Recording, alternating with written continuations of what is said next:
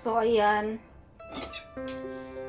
ano ko guys, mag-steam na ground pork ako, pero wala kaming ground pork. Or usually guys, mas gusto ko siya ito gawing ground pork. Ako yung gagawa kaysa bibili ng ground pork kasi hindi naman nila masyadong hinuhugasan yun. Ito ayan, hinugasan ko na yan, malinis na yan. So, ang gagawin ko guys, hiyawain ko siya ng maliliit and then saka ko siya dikdikin. So, ayan guys.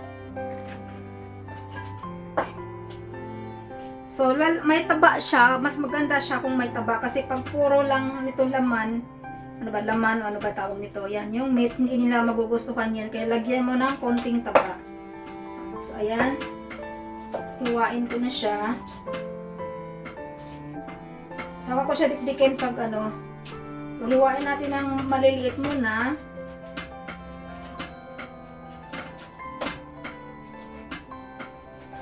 Mukhang hindi maganda itong kutsilyo ko. Mukhang ano siya. Mapurol yung aking kutsilyo.